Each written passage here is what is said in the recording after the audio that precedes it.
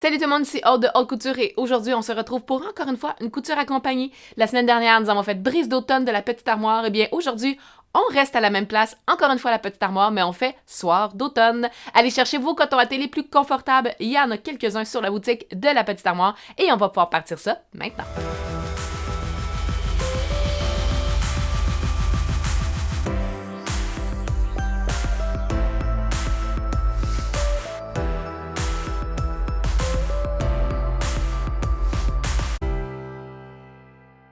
Et oui, on se lance dans Soir d'automne aujourd'hui. Un patron vraiment le fun à faire pour tous les membres de la famille, étant donné que c'est un patron unisexe très confortable. Moi, aujourd'hui, naturellement, je porte celui que je fais dans la vidéo aujourd'hui. C'est un patron que j'aime beaucoup parce que le style peut changer tout en changeant les tailles.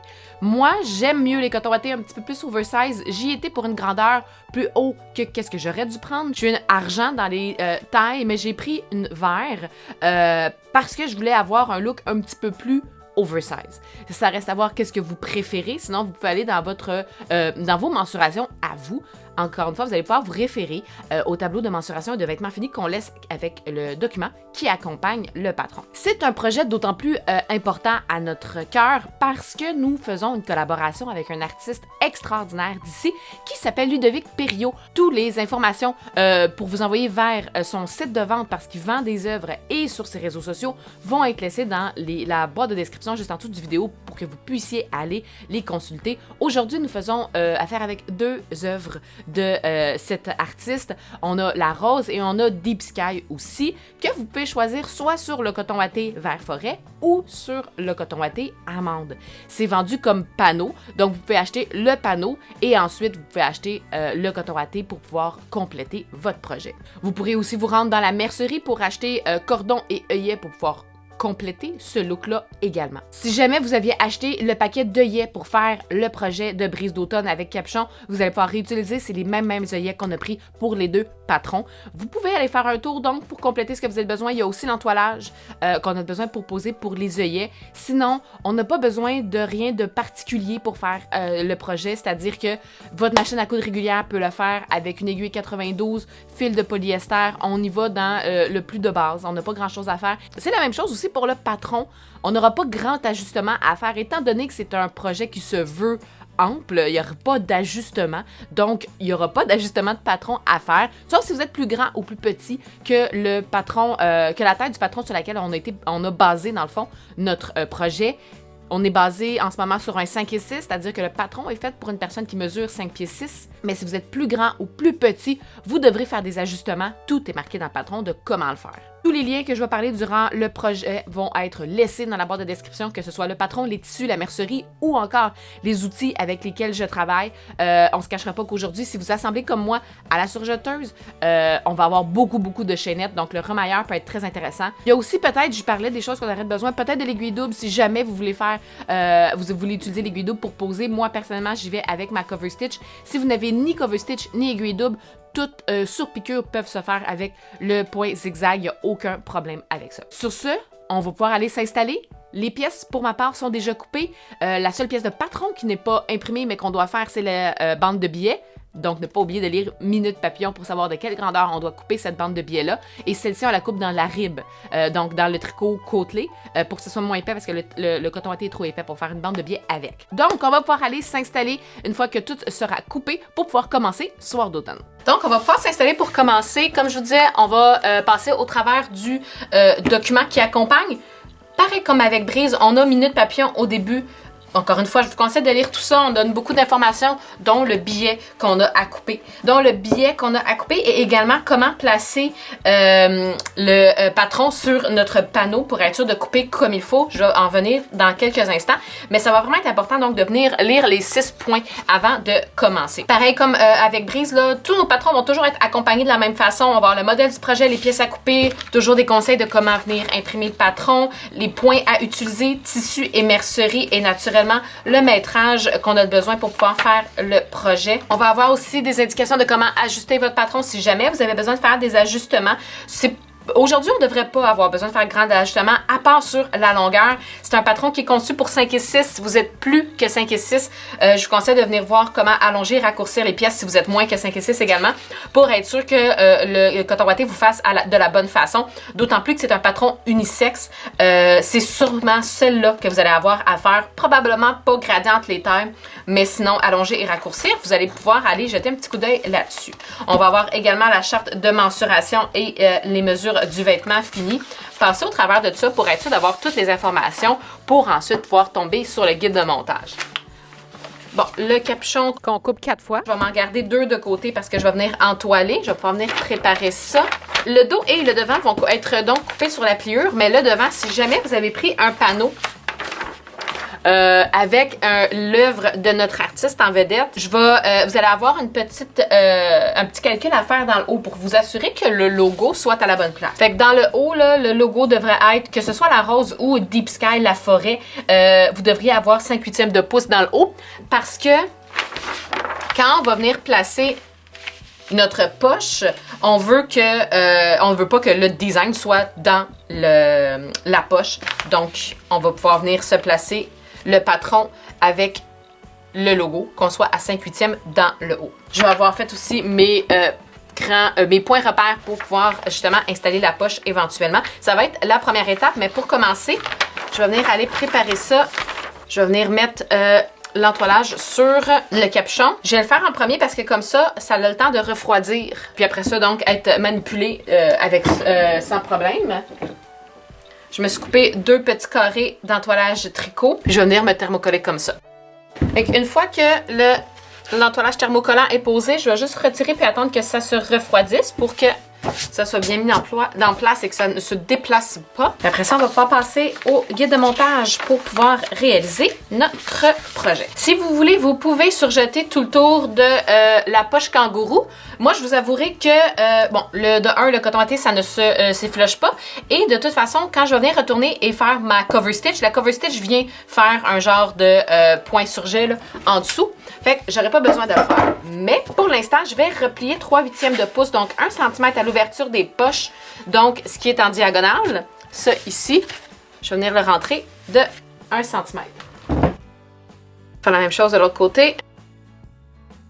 Fait que où est-ce que j'ai tourné et pressé, je vais venir me faire ma finition ici. Vous pouvez le faire au zigzag, vous pouvez sinon le faire à l'aiguille double. Moi, je vais aller le faire à la cover stitch. Une fois que j'ai fait mon cover stitch sur mes replis ici, je vais venir rentrer de 1 cm dans le haut de la poche et sur les côtés. Fait que j'ai pressé mes côtés et en haut. Je vais aller prendre mon devant. Je vais venir apposer ma poche sur le devant du coton ouaté. Respecter mes crans. Et je vais venir m'épingler comme ça ici. Je vais venir utiliser mes épingles. J'en ai 2 grandeurs et grosseurs différentes. J'en ai des plus longues et des plus petites. J'aime bien avoir les deux parce que certains projets que ceux-là, c'est vraiment plus le fun, surtout quand c'est plus léger comme tissu, quand c'est plus mince, un peu comme le French Terry. Puis ils sont plus minces, fait qu'ils piquent vraiment bien. Celles-là sont plus longues et un petit peu plus épaisses. Dans les tissus épais, là, c'est vraiment merveilleux. J'ai plus de dextérité, puis ça s'épingle beaucoup mieux qu'avec les petites. Puis ça pique beaucoup mieux dans les tissus plus épais. Donc, dans le bas ici, ça reste pour l'instant ouvert. Je vais juste venir coudre avec la cover stitch ici, en haut et sur mes côtés. Et si vous voulez à la machine droite, là, vous pourriez venir piquer pour maintenir ça en place. Sinon, ça va être la couture de la bande d'ourlet qui va venir fermer tout ça. On va aller faire ça à la cover stitch.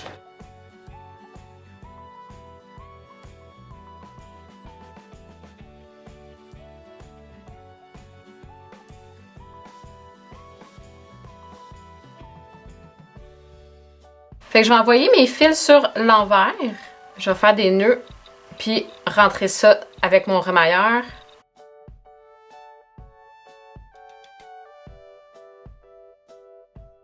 La prochaine étape, ça va être le capuchon. Le capuchon, on va pouvoir les épingler, 2, de sorte à en avoir 2 paires. Fait que j'en ai mis un endroit contre endroit, un endroit contre endroit. Ceux qu'on a mis de l'entoilage, naturellement, on vient les mettre ensemble. Puis on va venir coudre dans la courbe ici, soit à votre machine domestique régulière ou à la surjeteuse. Pour ma part, je vais être avec la surjeteuse pour le restant de l'assemblage. Fait qu'on va les faire ici à 3/8 de pouce, comme ça sur les deux.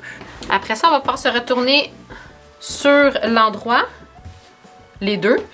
Celui qui n'a pas d'entoilage devient la doublure du capuchon. Celui qui a les petits carrés d'entoilage devient l'extérieur. Si vous voulez, on peut donner un petit coup de pressage. Après ça, je vais venir faire la marque de ma coulisse. Je vais me placer à 1 pouce 3/8 du bord de l'extérieur du capuchon.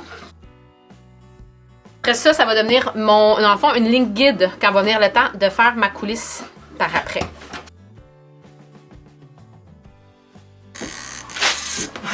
Là, je viens de me rendre compte, j'ai oublié de marquer quelque chose. J'ai oublié de marquer l'emplacement de mon œillet.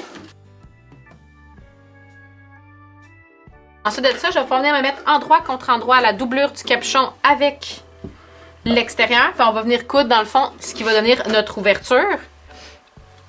Je vais venir me placer dans le haut, couture à couture. J'envoie les valeurs de couture de la doublure d'un côté puis de l'extérieur de l'autre, dans le fond pour que mes deux valeurs de couture soient une à côté de l'autre et non à la même place. Je vais venir m'épingler jusque dans le bas où est-ce qu'on a mis nos emplacements d'œillets. Puis je vais venir coudre ça à 3/8.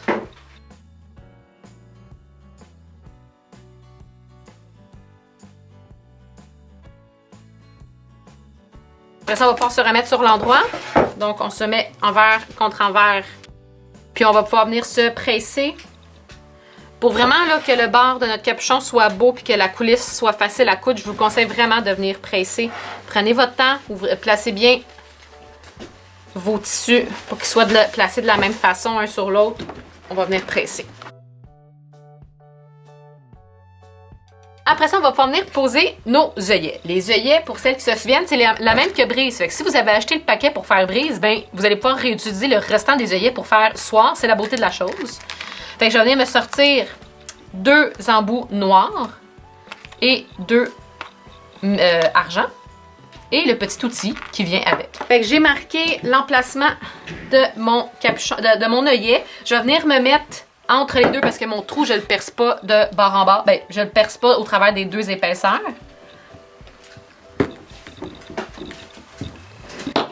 Je vais commencer juste par venir faire le trou avec mon poinçon. Puis après ça, pareil comme avec brise, si jamais j'ai besoin de l'agrandir, je vais l'agrandir. Je vais peut-être juste me faire des petites incisions en 4 pour être capable de rentrer mon œillet bien comme il faut. Je vais venir le faire tout simplement avec mon coupe-fil.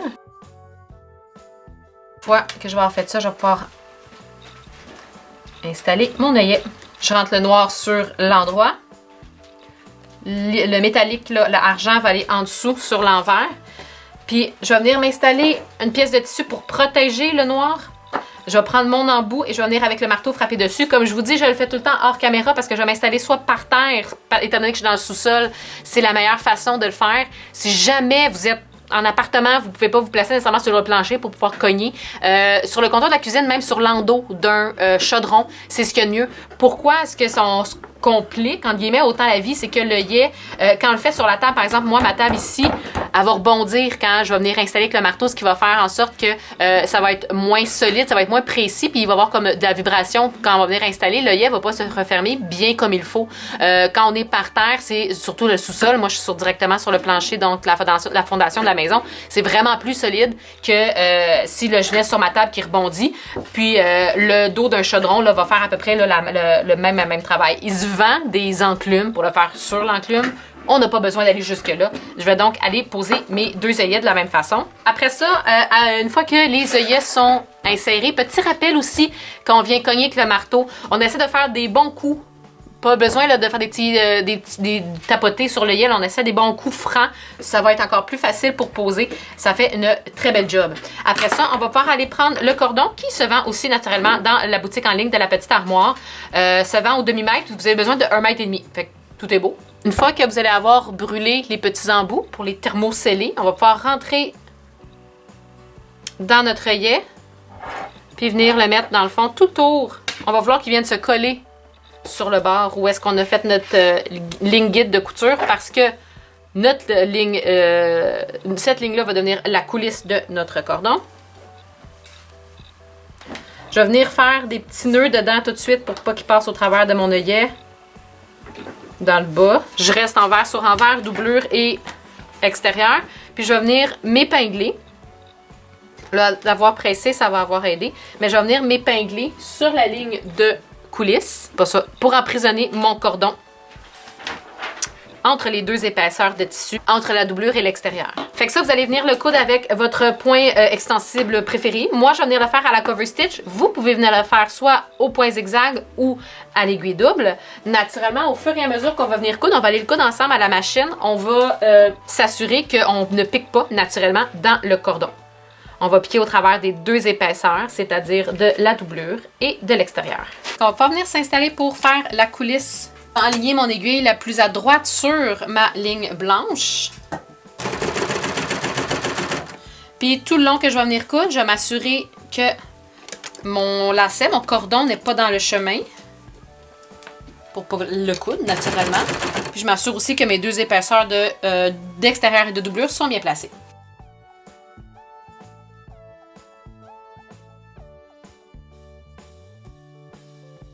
Et voilà, fait que là, la coulisse est créée. Le cordon, on va pouvoir maintenant serrer le capuchon s'il le faut. Et on va pouvoir mettre le capuchon de côté parce qu'on va aller assembler le chandail. Après ça, on a le devant et le dos. On va venir se mettre endroit contre endroit et on va venir coudre nos épaules à 3/8. Une fois que les épaules sont assemblées, on va pouvoir envoyer les valeurs de couture vers le dos et presser. Après ça, je vais venir me mettre épaule à épaule pour être capable de retrouver mon milieu dos puis mon milieu devant. Je vais me mettre des épingles pour le marquer. Parce qu'après ça, je vais venir installer mon capuchon. J'ai mes épaules, mon milieu dos, mon milieu devant. Je vais venir prendre mon capuchon et l'endroit de mon capuchon qui correspond dans le fond à l'extérieur. Je vais venir me placer sur l'endroit de mon encolure. Je vais commencer par m'épingler milieu dos. Donc, j'ai mes deux coutures d'assemblage de capuchon que je vais envoyer d'un bord et de l'autre pour avoir moins d'épaisseur. Je vais venir m'épingler. Ensuite, le cran d'épaule qui est sur le capuchon, je viens me positionner avec mes épaules. La même chose de l'autre côté. Après ça, au devant, je vais venir mettre un contre l'autre, les deux devant, dans le fond, où est-ce que j'ai mes œillets. Je vais venir les placer un à côté de l'autre pour qu'ils soient les deux collés sur la médiane devant. Je vais m'épingler comme ça. Vous pouvez vous mettre le plus d'épingles possible. Plus vous allez avoir d'épingles, plus vous allez être sûr d'être bien placé, toujours bord à bord. Vous pouvez placer aussi l'encolure sur les griffes quand vous allez venir assembler. Puis honnêtement, là, vous pouvez, pour l'instant, soit faire un point au bâti pour maintenir ces trois épaisseurs-là en place, ou vous pouvez le faire complètement au surjet, ce qui est le plus facile pour vous. Parce qu'on va venir en même temps, après venir coudre le biais d'encolure. Vous pouvez le faire tout en une étape, tout le faire d'une shot ou commencer par coudre ça ensemble, les trois épaisseurs qu'on a ici. Ensuite, venir poser le biais ou tout le faire avec les quatre épaisseurs. Avec la brise, j'avais cousu ça en premier, puis après, j'étais venue poser mon biais.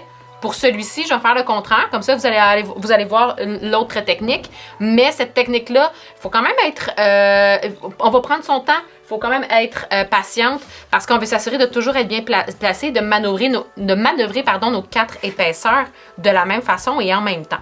Donc, il faut quand même prendre son temps là, et bien s'appliquer. Fait que je vais venir tout de suite prendre mon biais. Si vous voulez le faire en deux étapes, venez coudre ça ici, soit au point de bâti ou au surjet. Après ça, je vais venir prendre mon biais et que cette fois-ci est coupé dans le tricot côtelé, donc le rib, pour éviter d'avoir trop d'épaisseur parce que le coton watté en tant que tel est trop épais pour venir faire du biais avec ça.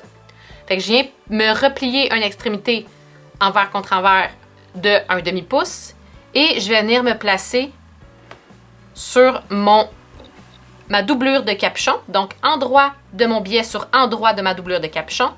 Je viens coller dans le fond le 1/2 pouce que je me suis rentré sur ma médiane dos. Puis après ça, tout le tour de l'encolure, je vais venir m'épingler les quatre épaisseurs ensemble. Mon biais, je ne le tire pas, je fais juste venir le placer tout simplement bord à bord avec mes deux épaisseurs de capuchon, donc mon extérieur et ma doublure, et l'encolure de mon chandail. Fait que quand on va revenir à la médiane dos, comme je vous disais ici, je vais le montrer de plus près, j'ai replié le bout du biais de 1 demi-pouce pour arriver pile avec la médiane dos. Puis après ça, l'autre bout du biais, je vais juste venir le replacer par-dessus. Puis je vais venir couper le surplus. Fait que je vais venir couper 1 demi-pouce plus loin, dans le fond, pour qu'il arrive à la même place que mon autre biais, mon autre bout de biais. Fait qu'il va venir s'aligner avec le repli qu'on a fait au départ. Je vais venir épingler ensemble. Fait que ça, je vais venir coudre ça tout le tour avec mon point extensible, pour ma part, le surjet 4 fils. Fait que tout le tour, je vais venir m'assurer que je sois toujours les 4 épaisseurs toujours bien bord à bord.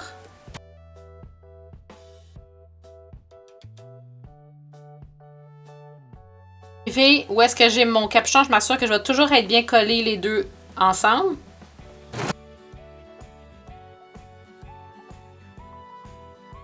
Fait qu'après ça, l'ouverture du biais, on va pouvoir venir la refermer. Puis on va venir s'assurer qu'on n'a pas fait de pli nulle part. Tout a de l'air bien. Je vais sortir mon capuchon pour me faciliter la vie. Je vais venir retourner pour envelopper ma valeur de couture et presser.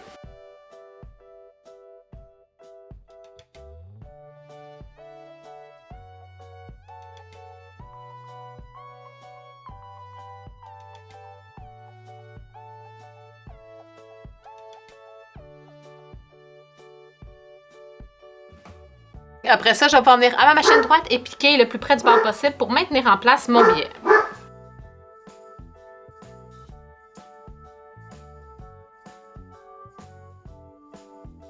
Fait que là, le plus près du bord possible, je vais venir coudre mon biais, puis je m'assure que tout soit bien placé. Je peux tirer d'un bord et de l'autre pour être sûr que mon capuchon puis mon chandail soient bien placés. Puis après ça, je vais venir coudre ça tout le tour. Quand vous venez coudre le biais, on va faire attention au cordon de capuchon pour pas qu'il soit pris en dessous.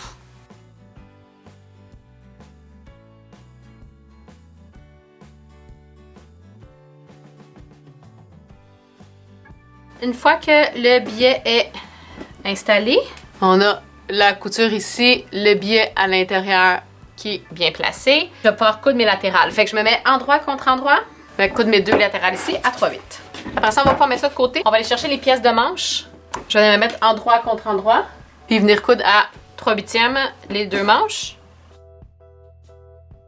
Je viens coudre ici les 2 sous-bras de la manche à 3/8 au surjet ou à votre point extensible. Une fois que les manches sont assemblées, on va aller chercher les poignets. Puis sur les petits côtés, on va venir se plier endroit contre endroit. Puis surjeter ici à 3/8. Après ça, chacun, je vais les mettre envers contre envers. Je vais faire la même chose avec les 2. Je vais venir mettre ça en bas de chacun des manches. Fait que je vais commencer par la première. Je vais venir me mettre le poignet endroit contre endroit, bord à bord, pour avoir les 1, 2 et 3 épaisseurs. Je vais venir me placer aux coutures de poignet avec la couture de manche. Après ça, je vais venir faire en sorte que le poignet soit de la même circonférence que la manche. Je vais venir m'épingler. Puis je vais aller coudre. Après ça, je vais venir me placer, venir coudre ça à 3/8 dans le bas, puis m'assurer que mon poignet soit bien réparti tout le tour dans le bas de la manche. Puis je m'assure aussi que mes 3 épaisseurs sont toujours bien bord à bord. Je me laisse une longue chaînette. Je vais venir rentrer ça avec le remailleur. Je vais venir faire la même chose avec mon autre manche. Après ça, on va prendre le coton ouaté et on va venir se placer pour les manches. On va s'assurer d'avoir le dos avec le dos, le devant avec le devant. Tourner la manche sur l'endroit et je vais venir me placer endroit contre endroit. Je vais venir commencer par aligner la couture de sous-bras avec la couture latérale. Encore une fois, je mets des valeurs de couture de chaque côté, donc une à gauche, une à droite, peu importe lesquelles, vraiment, c'est pas important. Dans le haut, je vais mettre mon cran d'épaule avec la valeur de couture d'épaule. Là, je vais essayer d'envoyer du même côté ma valeur de couture. Après ça, cran à cran, je vais m'épingler au devant. Je vais faire ça des 2 côtés. Puis après ça, je vais venir assembler à la surjetteuse ou à votre point extensible à 3/8 également.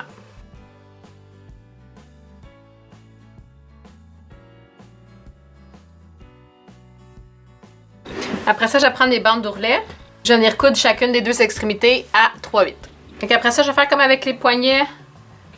Me placer envers contre envers pour qu'ils soient placés en deux. Après ça, je m'en vais venir à l'intérieur, me placer bord à bord. Je commence avec mes latérales.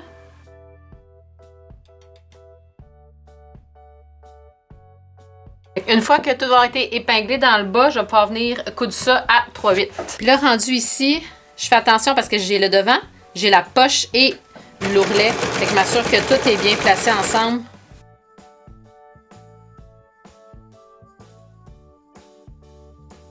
On va pouvoir se mettre sur l'endroit. Puis après ça, on va envoyer les valeurs de couture vers le haut, puis on va presser ça.